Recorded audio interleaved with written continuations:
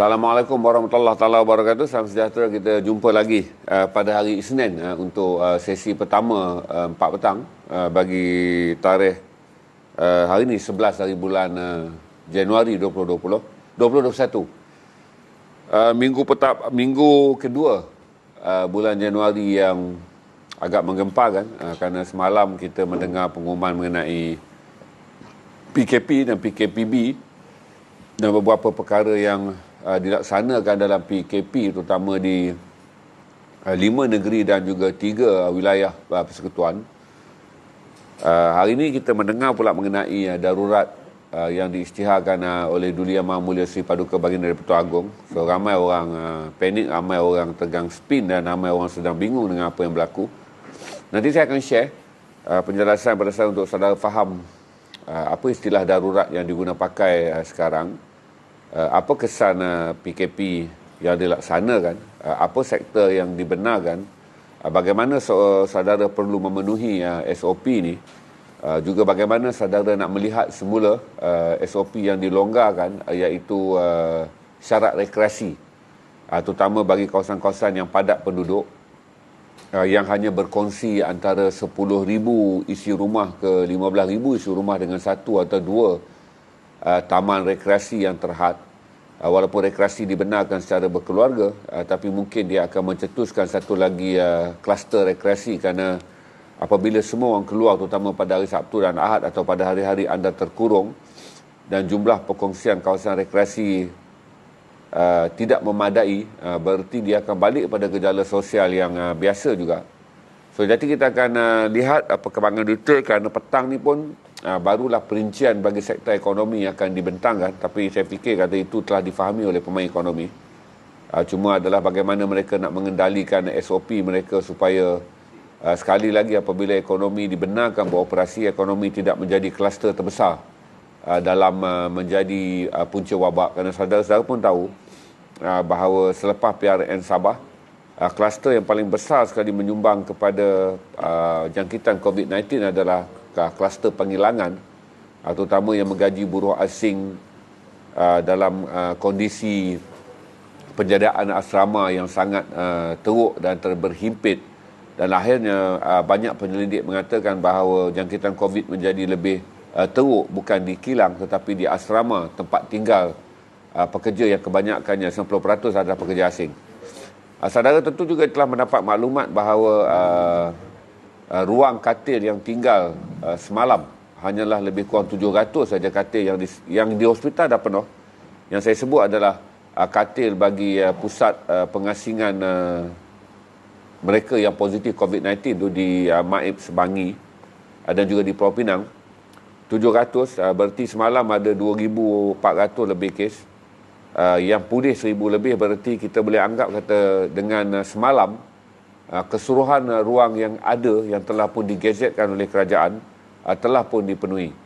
Jadi nanti dia akan ada kaitan pula dengan kenapa darurat diisytiharkan dan apa benefit yang diperoleh oleh darurat. Saudara akan dikelirukan oleh pandangan-pandangan politik. Saya akan ulas kemudian. Saya akan bercakap tentang bagaimana pentadbiran dengan menggunakan darurat ni boleh memudah carakan pihak Kementerian Kesihatan untuk mengendalikan kes rawatan COVID-19, selain daripada kita menumpukan kepada pemutus rantaian ataupun pelandaian lekuk jangkitan. Perkara yang perlu ditambah sekarang adalah dengan menggunakan akta darurat ini bagi membolehkan kerajaan mengambil alih apa saja keperluan yang ada di sektor swasta di bawah undang-undang darurat, terutama dalam sektor kesihatan, untuk diminta menerima dasar kerajaan dalam kesihatan. Ini bermaksud hospital-hospital swasta, makmal-makmal swasta, klinik swasta, bangunan-bangunan swasta yang tidak berada di bawah takluk kerajaan, kini akan berada di bawah takluk kerajaan. Berarti kerajaan boleh menggunakan semua fasiliti ini di bawah akta darurat bagi membolehkan ledakan angka jangkitan yang walaupun kita melaksanakan minggu pertama PKP, tetapi angka jangkitan tak mungkin menurun dengan mendadak kerana ujian swab akan terus dibuat. Berarti kadar jangkitan pada minggu pertama kemungkinan kita akan berada pada paras tetap 2,000 ke 2,500 sebelum angka ini boleh diturunkan pada minggu kedua setelah PKP dilaksanakan.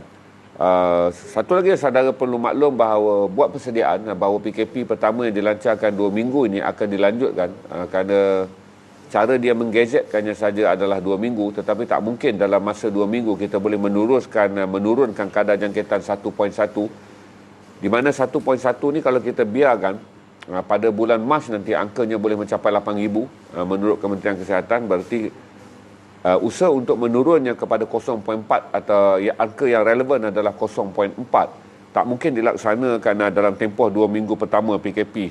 Jadi bersedia untuk menghadapi PKP yang kedua, kerana kesan penurunan jangkitan hanya boleh mencapai lekuk landaian di bawah 300 kes sehari hanya selepas minimum adalah selepas 6 minggu.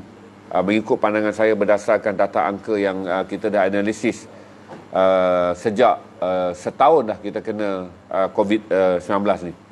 Satu lagi yang saya ingin ingatkan saudara adalah tak perlu panik dengan pembelian makanan semua, sebab dari segi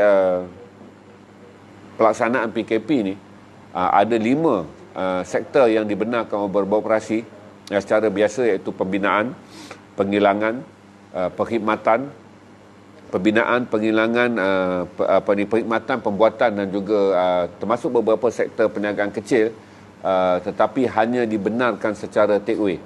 Jadi saudara tak perlu buat permainan panik, kerana semua pusat-pusat ini akan dibuka, rantaian makanan akan dibuka seperti biasa.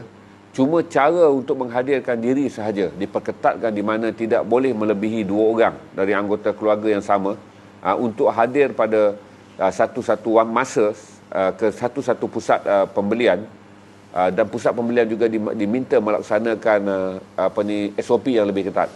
Jadi tak perlu ada pembelian panik, kerana hari ini semua orang kelihatan sangat panik, dan ramai yang menerima spin-off yang berlebihan mengenai pelaksanaan perintah darurat. Sama ada orang akan mengaitkannya secara politik atau tidak, itu terpulang, kerana Yang di-Pertuan Agong telah pun menolak perintah darurat yang pertama dimohon dulu dan membenarkan Parlimen bersidang. Parlimen pada waktu bersidang telah pun menggunakan ruang tersebut dengan meluluskan bajet. Berarti sidang Parlimen dah berakhir. Apabila berlaku gugahan untuk menjatuhkan kerajaan di luar Parlimen, dan pada masa yang sama Yang di-Pertuan Agong tahu bahawa tidak ada pihak yang dapat mengemukakan keupayaan untuk membentuk kerajaan, berarti kerajaan yang sedia ada ini boleh dipertahankan di bawah Akta Darurat bagi membolehkan satu, bukanlah survival pada mana-mana ahli politik, tetapi perkara pertama adalah tidak diadakan pilihan raya ketika wabak COVID-19 sedang meningkat tinggi. Semua pakar-pakar perubatan bersetuju sekiranya pilihan raya diadakan dengan kempen 10 ke 14 hari dan hari pembuangan undi hanya sehari, Malaysia akan menerima jangkitan COVID-19 50% meningkat secara harian.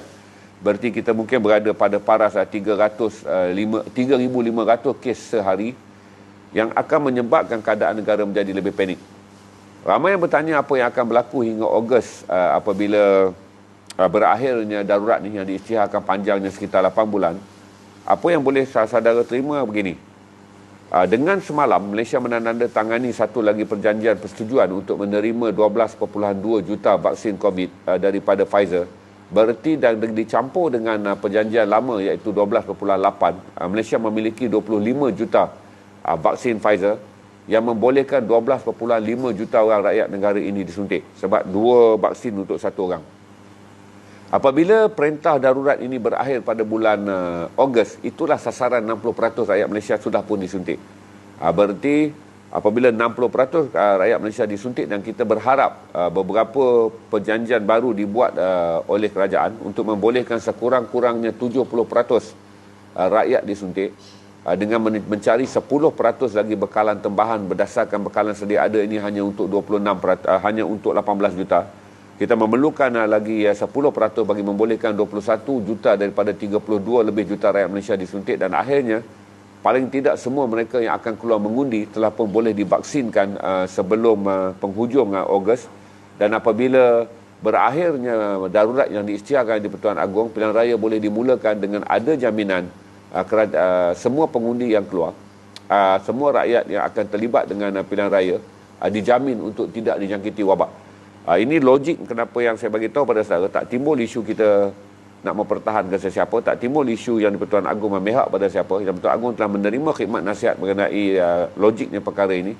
Jadi kekalkan apa saja yang ada sekarang, segerakan vaksin, suntik rakyat, pastikan 70% rakyat berjaya disuntik sebelum penghujung Ogos, dan pastikan apabila tiba September, Parlimen boleh dibubarkan kalau itulah yang mahu ahli politik mahukan, dan sekurang-kurangnya pada November pilihan raya boleh diadakan dan kerajaan baru boleh dibentuk.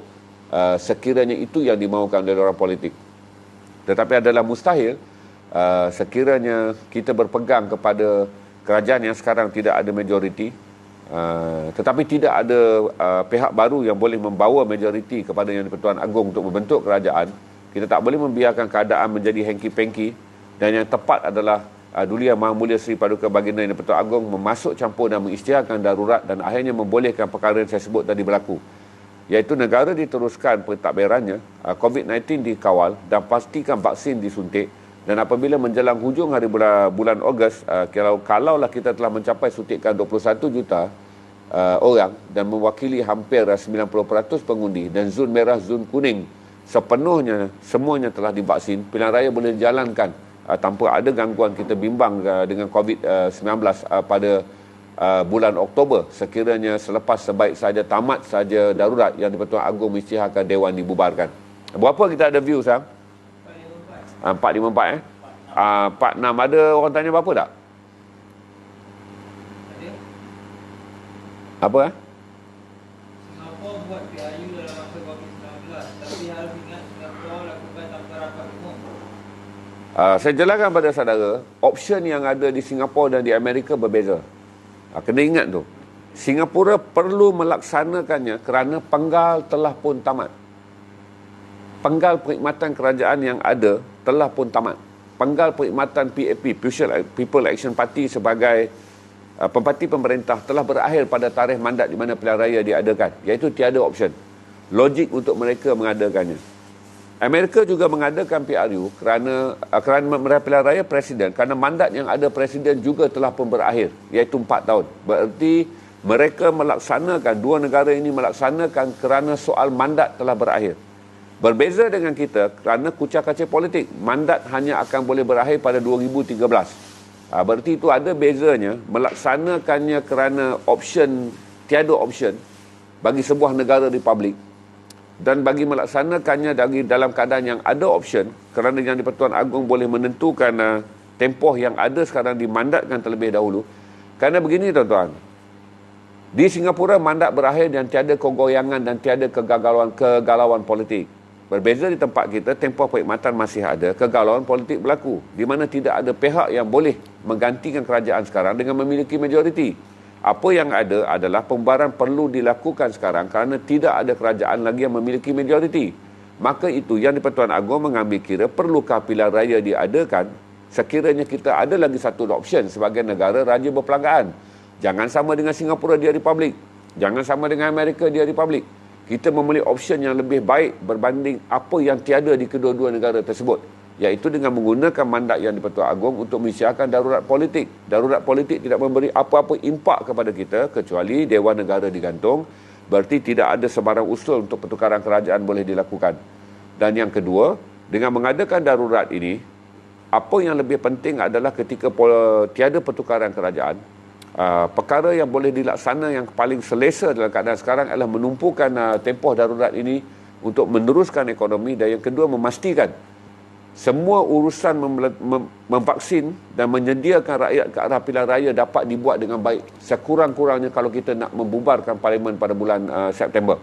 Berarti bubarlah dan rakyat boleh pergi ke pilihan raya pada bulan November atau bulan Oktober, bergantung kepada 2 bulan tempoh tu berapa SPR nak katakan dalam 60 hari tu, daripada hari bubar, hari penentuan penamaan calon dan hari pengundian, itu terpulang pada SPR. Tetapi sekurang-kurangnya kita ada tempoh 8 bulan untuk menyiapkan 21 juta rakyat, minimum 70% disuntik, dan pilihan raya akan boleh berjalan dengan selamat kerana kita tak perlu lagi bimbang dengan apa yang dibimbangi oleh pakar-pakar kesihatan. Sekiranya dilaksanakan sekarang, berdasarkan pengalaman kita melihat negara ini musnah dan COVID-19 merebak dengan hebat apabila melaksanakan pilihan raya negeri Sabah dalam keadaan COVID-19 sedang merebak.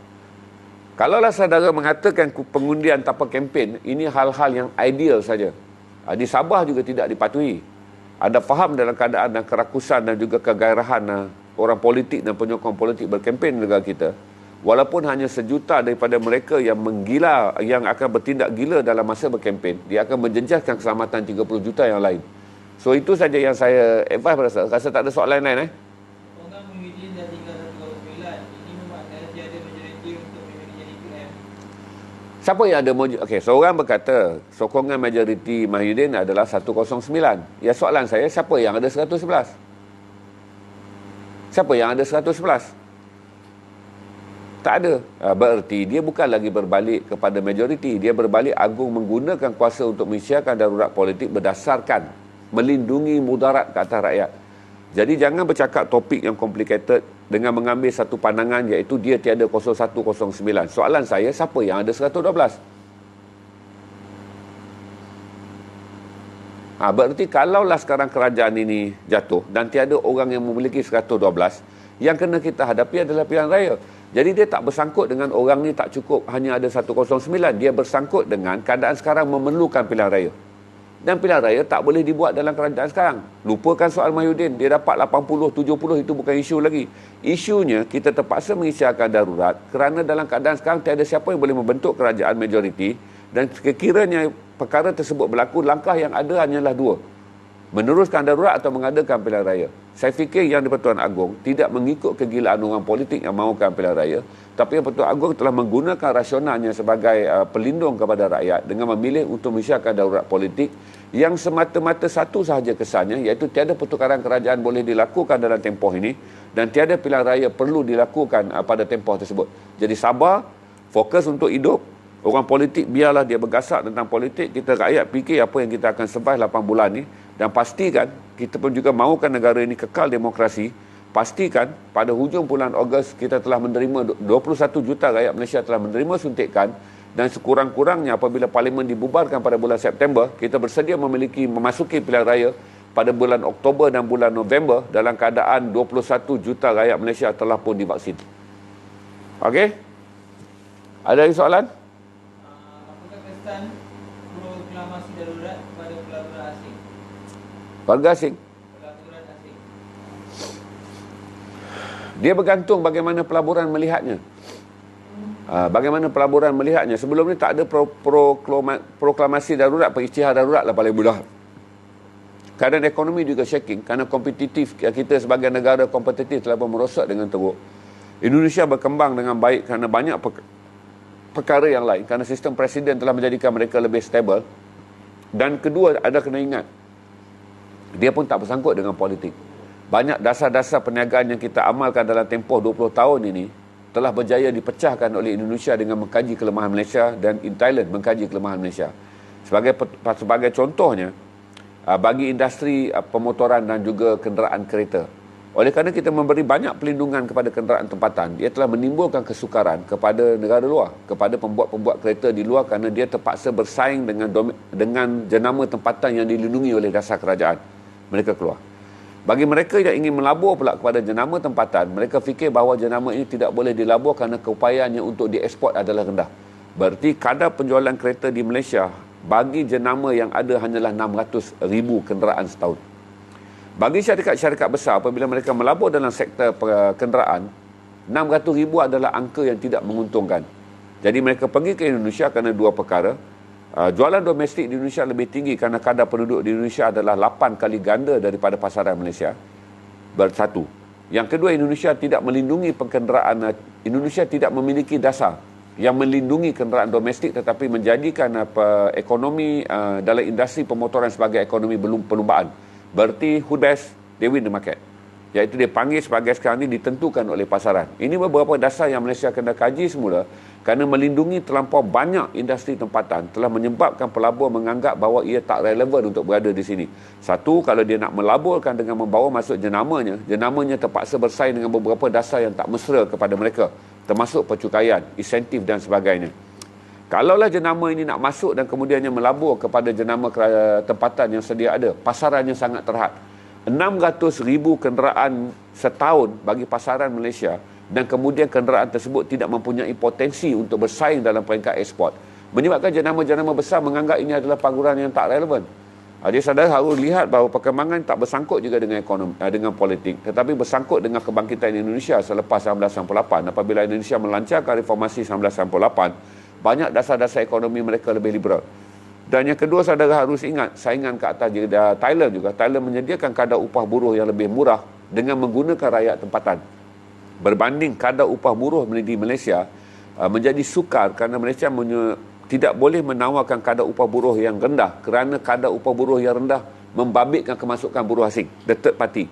Jadi banyak sektor mengatakan adalah lebih relevan mereka melabur di Thailand dan Indonesia, di mana buruh yang disediakan di negara tersebut adalah buruh tempatan, menjadikan proses berkembang dan proses pemindahan tenaga mahir dan proses menguruskan perkembangan industri menjadi lebih mudah. Itu saja. Dan kedua, apa yang membezakan adalah kerana kita berdepan dengan Indonesia menjadi 380 juta. Sama saja tuan-tuan, apabila orang pergi melabur di China, mereka menganggap bahawa sekiranya pelaburan Coca-Cola pernah mengeluarkan kenyataan 5% edarannya di China menyamai 90% edarannya di seluruh dunia. Kerana China adalah pasaran yang besar, negara yang sedang membangun, kekuatan kepenggunaannya sangat tinggi. Berarti kata Coca-Cola, sekiranya mereka mendapat 5% sahaja pasaran daripada sejumlah penduduk China tu, 1.4 bilion, 5% berarti 70 juta tin Coca-Cola dijual sehari. Dia menyamai 90% pasaran mereka di negara yang lain. Ini benar-benar saudara kena lihat bahawa jangan lihat dalam kokon orang politik yang spin-off je. Sebenarnya kita tak kompetitif dari segi pelaburan agak lama. Satu adalah kerana ramai orang tempatan tak mahu menjadi buruh. Sekarang je bila berlaku COVID menyerang je, barulah orang-orang Melayu, orang-orang tempatan menurun tarafnya, sanggup untuk menjadi pelayan kedai, sanggup menjadi pencuci bangunan, mula bekerja dalam sektor e-hailing ataupun dipanggil gig ekonomi, sanggup menjadi tukang cat dan tukang kayu kerana option untuk mendapat pekerjaan bergaji tinggi sudah tiada. Tetapi selama 1 dekad atau 2 dekad, kadar upah buruh yang berlaku di Malaysia adalah kadar upah buruh yang dibawa oleh negara asing, yang menjadikannya kosnya tetap tinggi dari segi pencukaian buruh, levy buruh dan sebagainya. Ini menjadikan banyak syarikat-syarikat luar tidak gembira untuk bekerja dengan mengendalikan buruh daripada negara ketiga. Bagi mereka pergi saja ke Indonesia, mereka terus saja pergi ke Thailand, sama seperti mana mereka melihat model di pelaburan mereka di Vietnam sangat berjaya. Kerana di Vietnam, selain daripada insentif, kadar upah buruh menjadi rendah, tetapi buruh bukanlah pendatang asing, tetapi terdiri daripada rakyat Kemboja dan Vietnam sendiri yang boleh menerima kadar upah buruh yang munasabah tanpa kos tambahan kepada pelabur kerana buruh adalah rakyat tempatan. Berbanding di Malaysia, mereka terpaksa menyediakan pelbagai tempat, pelbagai asas yang memakan kos kerana buruh adalah mereka yang dibawa masuk daripada negara asing. Itu je. Okey? Berapa kita ada view? 500 lebih? 560 je. Saya boleh belanja sikit. Saya beritahu saudara, pertama adalah tugas saya tak memihak pada siapa tuan. Saya cuma memihak kepada anda semua untuk faham isu ni. Jangan terlampau banyak sangat membaca review politik, kerana review politik, setiap orang yang bercakap di atas review politik adalah mereka mempunyai kepentingan. Saya tak menyokong siapa-siapa pun saudara. Okey? Cuma saya boleh bagi tahu kepada saudara, ambil logik ini dengan mengatakan bahawa yang di Pertuan Agong dengan persetujuan rakan-rakan, dengan persetujuan raja-raja, 9 raja-raja Melayu telah memutuskan untuk membuat pengecaran darurat hari ini bagi memastikan adalah untuk kebaikan rakyat ketika kesihatan politik sangat teruk. Bila kesihatan politik sangat teruk dan kelihatan kesihatan rakyat sangat mudarat akibat COVID-19, maka tuanku duli tuanku telah memilih untuk melindungi kesihatan rakyat dengan menghadkan kebebasan politik. Itu saja.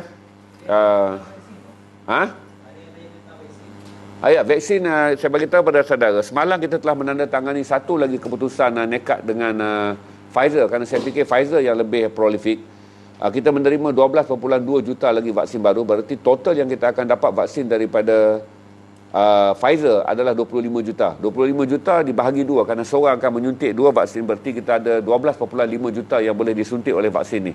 Cuma sekarang penjadualan saja yang belum dikeluarkan oleh Pfizer, bagaimana tepatnya. Tetapi saya boleh bagi tahu kepada saudara, dalam tempoh darurat 8 bulan ni, kita sangat berharap ke semua syarikat yang telah berunding dengan Malaysia, iaitu termasuk COVAX, iaitu WHO yang berjanji membekalkan 3 juta, yang 3 juta plus dengan 25 juta yang kita telah dapat daripada Pfizer adalah menjadikan totalnya adalah 28. Kita berharap bekalan yang seterusnya boleh kita peroleh dari China untuk sekurang-kurangnya lagi 14 juta. Berarti dengan 14 juta lagi itu berarti kita akan mendapat 32 juta. Berarti kita boleh menyuntik, kita akan mendapat 16 juta lagi. Berarti kita boleh menyuntik sekurang-kurangnya 18 juta rakyat Malaysia. Itu dah jaminan dalam perjanjian. Apa yang perlu dilakukan oleh YB Khairi Jamaluddin adalah mencari sumber mudah 10% lagi, iaitu 3 juta. Sekurang-kurangnya hingga hujung hari bulan Ogos kita dapat menyuntik 21 juta rakyat Malaysia. Berarti secara total kita memerlukan 42 juta vaksin.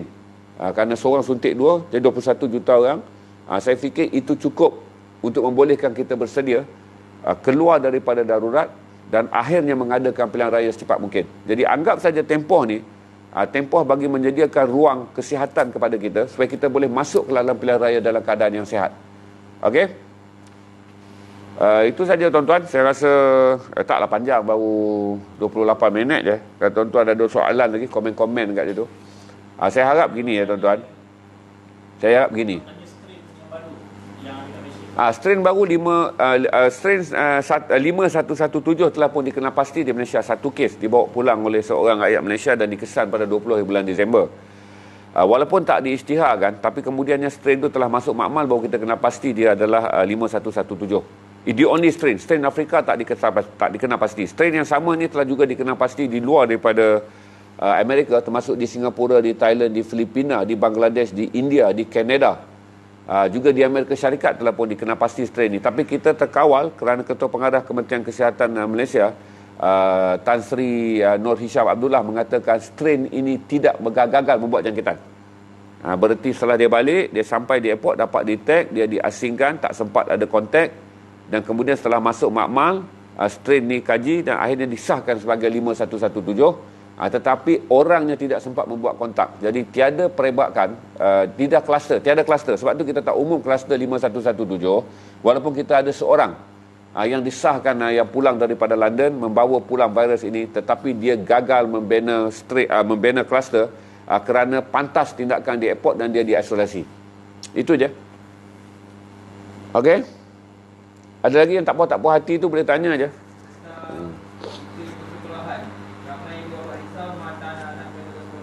Tuan-tuan, anak-anak yang hanya pergi sekolah adalah calon SPM. Dia are no option kerana mereka perlu mengambil peperiksaan. Gini yang ramai yang risau anak tak sekolah. Kan tak sekolah. Yang kena pergi sekolah SPM je tuan-tuan. Dengan luasnya sekolah yang ada, dengan jumlah pelajar SPM yang merangkumi sekitar maksimum adalah 20%. Kan sekolah tingkatan 1 sampai tingkatan 5. Buat pukul rata 100%, bahagi 5, 20%. Berarti 20% pelajar yang akan berada dalam kawasan sekolah yang muat 100%. Penjarakan sosial boleh dibuat, SOP boleh mudah dilaksanakan. Ini kerana kita nak juga peperiksaan SPM dilaksanakan. Kerana tuan-tuan kena ingat, kalau kita menangguhkan peperiksaan SPM, anak-anak kita akan berada dalam keadaan satu. Universiti akan mengalami masalah kerana intake bagi tahun berikutnya adalah berkurangan. Anak-anak kita akan mengalami lebihan umur buat pertama kali untuk memasuki pusat pengajian tinggi.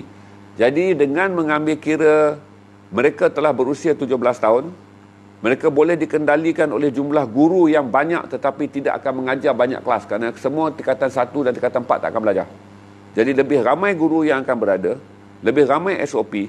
Kementerian Pendidikan lebih mudah memantau hanya 1/5, tak sampai 1/5 pun sebab sekolah rendah tak ada. Berarti hanya calon SPM saja yang akan ke sekolah bagi membolehkan mereka membuat silibus akhir sebelum menduduki peperiksaan SPM.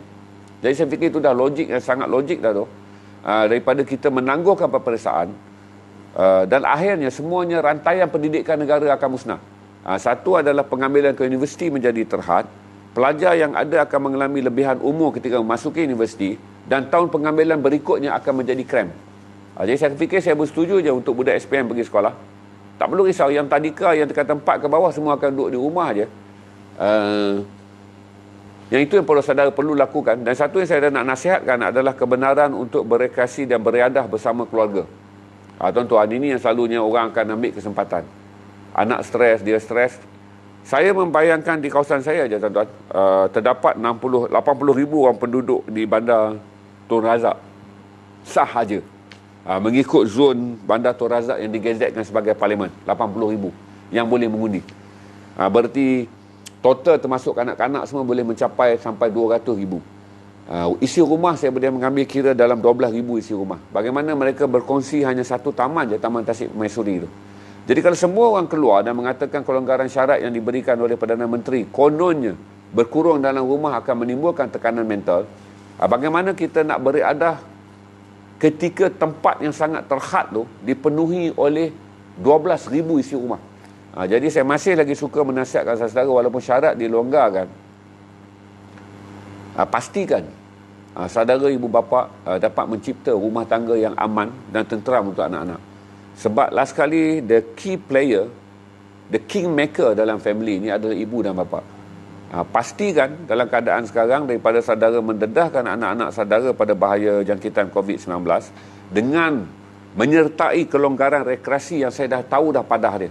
Sebab membayangkannya di Bandar Tun Razak saja 12,000 isi rumah dengan 170,000 penduduk nak berkongsi Taman Tasik Permaisuri tu, mustahil tuan-tuan penjarakan sosial dapat dibuat.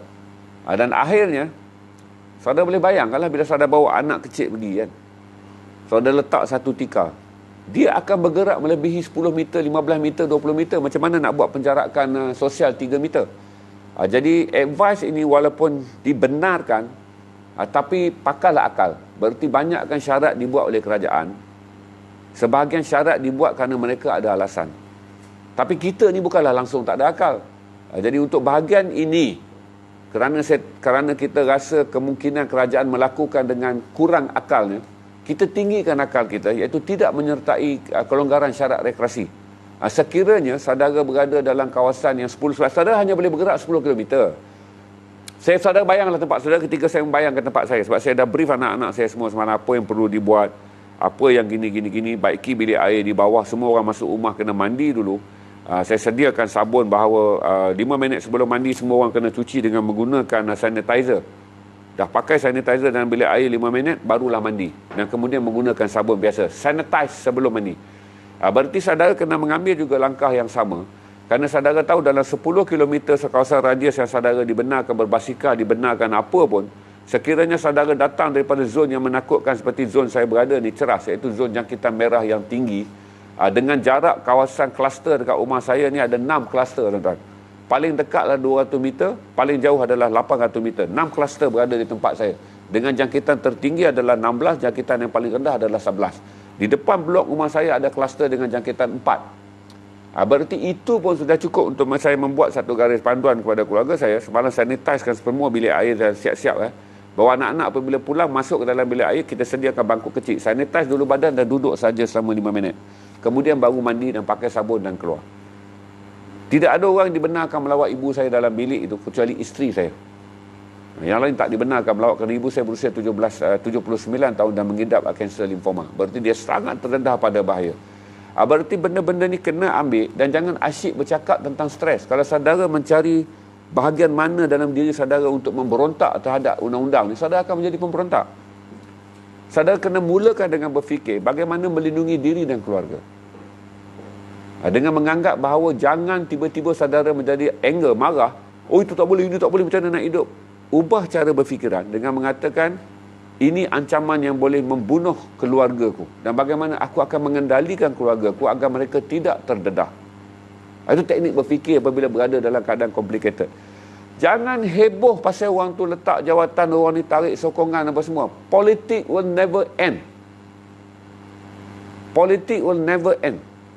Tetapi jangan riuh dalam keadaan politik hingga saudara tak tahu siapa di kalangan saudara dan siapa di kalangan saudara ahli keluarga saudara akan dihantar ke kubur sekiranya saudara cuai dalam melaksanakan polisi melindungi diri dan keluarga.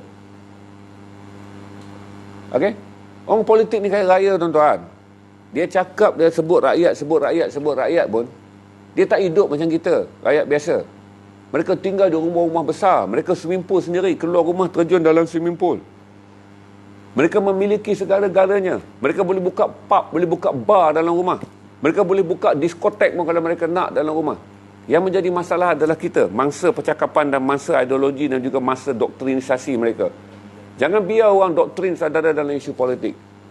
Bebaskan fikiran saudara. Doktrinkan diri saudara sendiri dan keluarga saudara untuk memastikan dalam keadaan sekarang, ambil politik buang dalam tong sampah, pegang kepada keputusan raja-raja, dan tujuan raja-raja, tujuan yang di-Pertuan Agong adalah melindungi kita hingga bulan Ogos. Laksanakan polisi hingga bulan Ogos supaya akhirnya kita sihat dan kita boleh keluar untuk membuat keputusan pilihan raya. Apabila Dewan dibubarkan pada September dan kita boleh mengundi selewat-lewat seawal-awalnya Oktober dan selewat-lewatnya November. Cukup. Perancangannya kena, jangan sekarang duk sibuk nak pilihan raya, duk sibuk dengan politik. Take this 8 month untuk selamatkan diri dan keluarga dan masyarakat. Pilihan raya boleh buat bila-bila masa kerana mandatnya hanya akan berakhir pada Mei 2023. Okey? Dulukan mana yang penting, maqasidnya tu. Iaitu nyawa, harta, keluarga. Tu maqasid ada 5, saya tak hafal tu. Rujuk je maqasid syariah. Jadi politik ni kemudian, kerana sekarang ni 5 maqasid tu perlu didulukan. Bagi mereka yang kehilangan punca pendapatan kerana anda juga terjejas, saya faham. Tapi saya beritahu pada saudara, tak mungkin keadaan boleh balik dengan menyokong semua orang untuk kekal hidup seperti biasa ketika angka jangkitan dah capai 3,000. Macam saya kata tadi, kalau kita terus juga mendengar rungutan-rungutan yang merungut ni sebenarnya, tuan-tuan, adalah token-token kapitalis. Persatuan Penghilang-Penghilang Malaysia, Persatuan IKS ni semua adalah token-token kapitalis yang kemudian menjerit dengan mengatakan peniaga kecil yang terjejas. Kerana sebenarnya yang mereka takut keuntungan bilion-bilion mereka akan merosot. Ini juga saudara perlu awasi. Dan saya berterima kasih kerana kerajaan membenarkan perniagaan makanan cuma take away je, ataupun dia ambil sekarang istilah baru, dia kata beli pulang. Beli bawa pulang, take away tu dah ada istilah bahasa Malaysia dah, beli pulang. Itu aja. Saya rasa tak ada soalan. Saudara nampak jelas. Saya jelaskan. Kita ada berapa views, Sam? 58 lebih. Alhamdulillah, itu je. 600. Itu je yang saya boleh share dengan saudara. Bagi mereka yang baru masuk, terpaksalah preview balik sebab saya dah jelas dah tentang benda ni. Saya nak avoidkan saudara begini je. Jangan rosakkan fikiran saudara dengan terlampau banyak baca berita politik dan viral politik. Ini masa untuk berehat daripada mendengar hasutan politik. Polong-polong politik ni, polong-polong politik, polong yang diberi darah ayam ni, yang diberi darah ayam, yang diberi daging mentah, telur rebus dan juga bertih goreng ni dalam bentuk ini ni, dia akan memolong dalam FB. I don't bother who they are. Tapi saudara pilih sekarang untuk menjadi payung yang melindungi keluarga saudara. Kalau belum keluarga, lindungi diri anda. Kita politik shaking ni dah lama dah, daripada 2013. Panjang lah. Hampir semua orang politik telah mendapat peluang untuk mentadbir negara ni. Bukan kita yang merosakkan, mereka yang merosakkan. 222 orang yang dipilih ni, mereka yang merosakkannya. Dan sekarang yang di-Pertuan Agong membaikikannya buat sementara.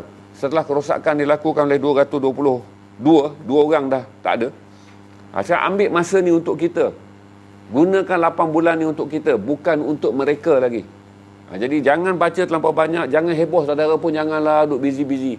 Sebarkanlah perkara-perkara yang munasabah. Cara penjagaan kesihatan di rumah, keluar, galakkan sanitizer, mandi sebelum berinteraksi dengan keluarga. Pastikan apabila anda bertemu dengan orang yang mencurigakan, sekiranya anda dia batuk, dia bersin dengan mana pakai benda tu. Balik kalau anda rasa ada orang yang sangat mencurigakan, jangan sentuh apa barang. Daripada tombol pintu, dekat tombol pintu sediakan penyembuh. Selepas anda sentuh sembuh, lari terus masuk ke dalam bilik air. Sebab tu saya balik bagi tahu bahawa setiap orang perlu ada towel dalam bilik air. Dan masuk tadi, sanitizer mesti berlaku dalam bilik air. Kemudian duduk sekejap di atas kerusi yang ayah dah sediakan tu. After 5 minit mandi. Kerana inilah perkara-perkara yang akan menyelamatkan kita.